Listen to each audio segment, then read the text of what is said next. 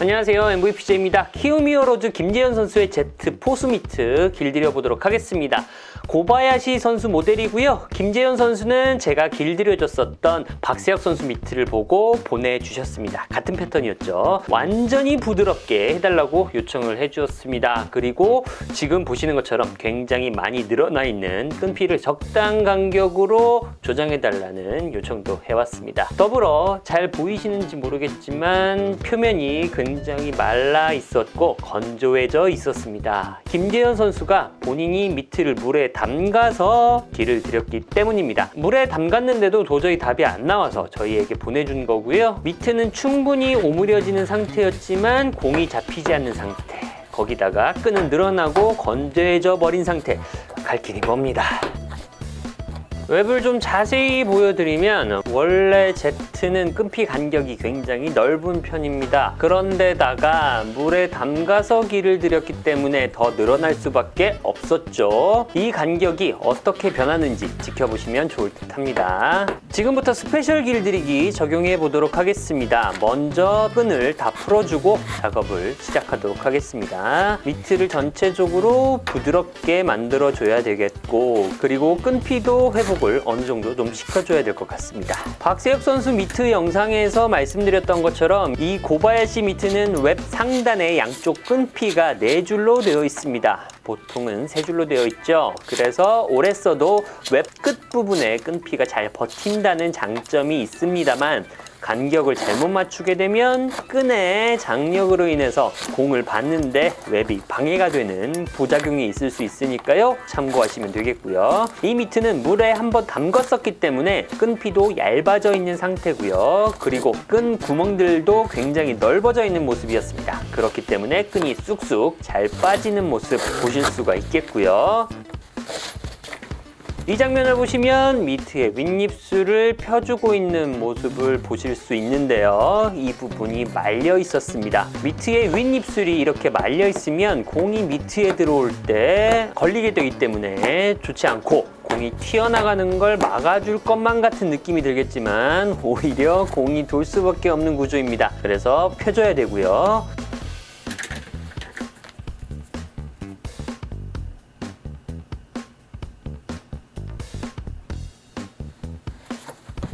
포구면을 전체적으로 부드럽게 해주고 포구면 양끝이 공을 잘 물어줄 수 있도록 포스미트의 윗입술과 아랫입술이 공을 잘 감싸줘서 웹 끝 쪽으로 공이 타고 올라가지 않도록 각을 잡아주고 있고요. 고바야시 미트는 엄지 부분의 가동 범위가 적습니다. 이러한 스타일에 익숙하지 않은 사용자라면 어색할 수 있는 부분인데요. 최대한 가동 범위가 많은 것처럼 착각이 들 수 있게끔 작업을 하는 중입니다.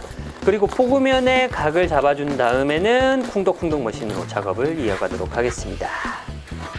물에 담갔었기 때문에 컴파운드가 조금 굳어 있거나 말라 있을 확률이 높습니다. 그래서 쿵덕쿵덕 머신을 활용해서 평소보다 포구면을 많이 때려줬던 기억이 있고요. 참고로 Z 포스미트는 가죽이 그렇게 딱딱하지 않습니다. 그런데 가죽 사이에 들어간 펠트가 굉장히 딱딱한 편입니다. 그래서 Z 포스미트는 다른 미트에 비해 많이 때려주는 편입니다. 그렇다고 가죽이 뭉개질 정도로 하면 안 되겠죠. 그러면 미트가 버티지 못하니까요. 힘을 온전하게 받아들일 수가 없기 때문에 펠트 각이 어느 정도 나올 정도로만 때려주고 있습니다. 검지 쪽을 조금씩 펴주면서 공을 쳐주면서 각이 제대로 완성이 됐는지 체크를 해주는 모습이고요. 마르고 건조했던 끈피는 조립 전에 충분한 컨디셔닝을 진행해서 한결 좋아졌습니다. 양 끝이 4줄로 되어 있기 때문에 간격을 꼼꼼하게 잘 맞춰줘야 됩니다. 이렇게 웹을 잡아당겨서 간격이 맞는지 체크를 한 다음에는 웹 상단에 돌돌 말린 끈피를 끼우면서 마무리해주면 되겠고요. 웹 간격은 이렇게 보시는 것처럼 잘 맞춰져 있는 모습이고요. 불행인지 다행인지 물에 한번 담가서 보내줬기 때문에 부드럽게 만드는 데는 한결 수월했지만 이미 각이 틀어져 버린 길이 잘못 잡힌 상태이기 때문에 좀 더 손이 많이 가는 작업이었습니다. 흔히 미트가 부드러우면 혹은 글러브가 부드러우면 공이 잘 잡힐 거야 라고 생각하시는 분들이 많은 걸로 알고 있습니다. 하지만 이 미트가 보여주는 것처럼 미트가 부드러워지는 것과 공이 잡히는 것은 전혀 관계가 없습니다.